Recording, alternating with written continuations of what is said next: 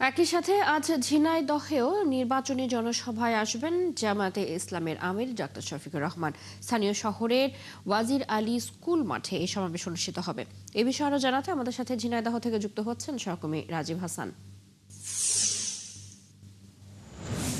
রাজীব, জনসভার প্রস্তুতি কেমন দেখছেন, নেতাকর্মীরা কি বলছেন, সব মিলিয়ে জানাবেন।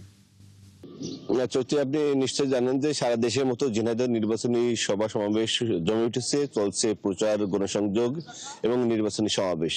আজ বিকালে ঝিনাইদহের শহরের ওয়াজির আলী স্কুল মাঠে আমার পিছনে যে মঞ্চ তৈরি করা হয়েছে জেলা জামাতের উদ্যোগে এই নির্বাচনী সমাবেশ অনুষ্ঠিত হবে। নির্বাচনী সমাবেশে জামাতের কেন্দ্রীয় জামাতের আমির ডাক্তার শফিকুর রহমান প্রধান অতিথি হিসেবে উপস্থিত থাকবেন। এছাড়া উপস্থিত থাকবেন জামাত অঞ্চল পরিচালক মোবারক হোসেন, কেন্দ্রীয় ছাত্র শিবিরের জেনারেল সেক্রেটারি সিবগাতুল্লাহ। এই জনসভাতে ঝিনাইদহ 1, 2, 3 এবং 4 আসনের দাঁড়িপাল্লার যে সকল প্রার্থী আছেন তারা উপস্থিত থাকবেন। এছাড়া প্রস্তুতি যদি আমি বলি চৈতি, যে ঝিনাইদহ জেলার 6টি উপজেলা যে 4টি নির্বাচনী আসন, সে 4টি নির্বাচনী আসনের 67টা ইউনিয়ন থেকে, 6টি উপজেলা 67 ইউনিয়ন থেকে হাজার হাজার জামাত শিবিরের নেতাকর্মী সহ 10 দলীয় জোটের নেতাকর্মীরা উপস্থিত থাকবেন।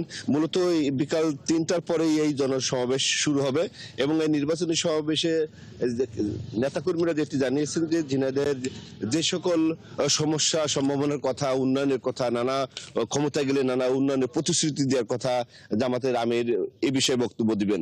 প্রধান অতিথি মূলত যেমন 4টি যে আসনের যে প্রার্থী, সেই প্রার্থীদের সাথে দলীয় নেতাকর্মীদের পরিচয় করে দিবেন এবং সেই সাথে হলো যে সারা দেশের জামাত ক্ষমতা গেলে সারা দেশের যে উন্নয়ন এবং কি কি পরিকল্পনা, সেই পরিকল্পনার বিষয়টা হলো কেন্দ্রীয় জামাতের আমির উনি গুরুত্বপূর্ণ বক্তব্য দিবেন বলে জামাতের শিবিরের নেতাকর্মীরা আমাদেরকে জানিয়েছেন চৈতি। আর ইতিমধ্যে ঝিনাইদহ শহরের পায়রা চত্বর, পোস্ট অফিস মোড় এবং এই ওয়াজির আলী স্কুল মাঠ সকল প্রস্তুতির জন্য সকল কিছু সম্পন্ন করা হয়েছে জামাত ইসলামের পক্ষ থেকে। তারা আশা করছেন যে কয়েক হাজার নেতাকর্মী এই মাঠে উপস্থিত হবেন এবং কেন্দ্রীয় জামাতের আমিরের বক্তব্য শুনবেন। চৈতি।